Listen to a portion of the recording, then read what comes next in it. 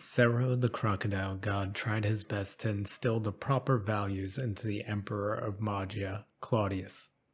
Not only did he teach him how to lead, but he taught him the importance of surrounding himself with Rumans intelligent enough to push their civilization forward.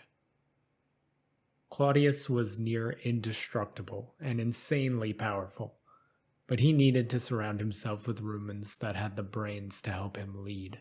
One of these Rumans, a man named Sai, would become the head of Magia's council and one of Claudius's most trusted advisors. One day, Sai made his way down into the sewers of Magia. Maro, another member of Magia's council, accompanied him. Sai hastily walked through the sewer, his arms tucked neatly into his sleeves behind him, while Maro followed closely with a torch in hand. Maro broke the silence. The other members of the council will not like that we're down here again. You worry too much about what the others think, responded Sai.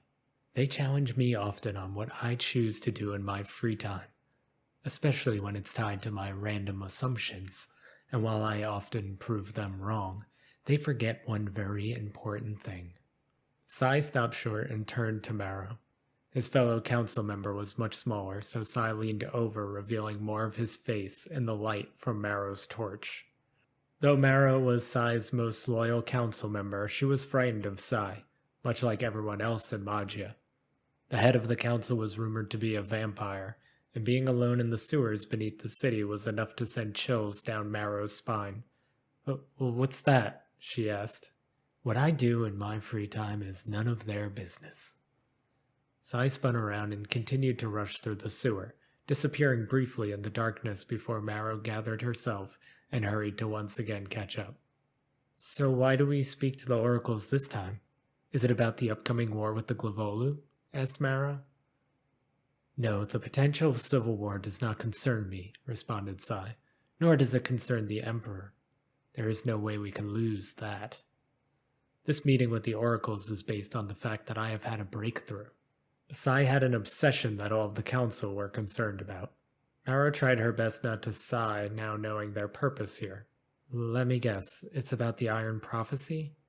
Many, many years ago, the oracles saw the Iron Prophecy, a vision said to be the key to defeating Sybil, the cyborg goddess that ruled Mecca, which was the northern rival of Magia.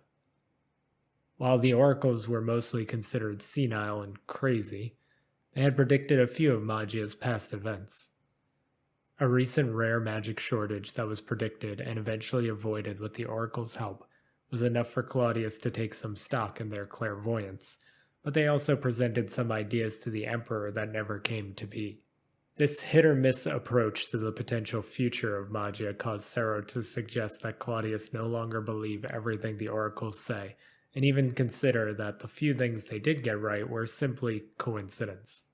After a few failed predictions, the Rumans of Magia and Claudius no longer paid the oracles any mind, and they chose to retreat beneath ground.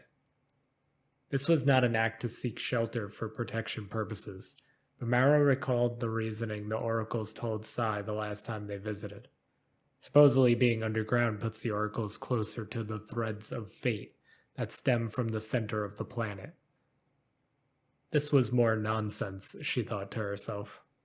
As for the Iron Prophecy, the story goes that one day a Ruman will be born in the north that has natural magic that only the Rumans in the southern territories of Magia are normally born with.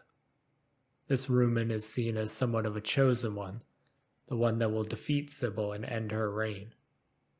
A Ruman that many believe is Magia's only hope. And well, that's mostly it. Pretty cliche and nothing fancy about the prophecy, but it has been talked about in Magia since the oracles presented it to the Emperor of that time shortly after Sybil was given her godhood. Though most Rumans brought it up as a joke or rarely in conversation, Sai talked about it constantly. He made sure not to bring it up too often in front of Claudius, but among the council, especially in private conversations with Maro, it was always the backbone of his plans to help Magia defeat Mecca. If only they could find out if this person existed at Mecca already. A big if in the eyes of the other council members. After all, Sybil had a gate built that prevented Magia from getting into Mecca, and information about what Sybil was up to in the north never reached the ears of those living in Magia. I could hear it in your tone, Sai said, though it was hard for Marrow to tell if he was angry with her.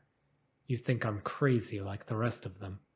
Marrow hesitated, choosing her next words carefully, then finally getting the courage to speak again. Crazy? No.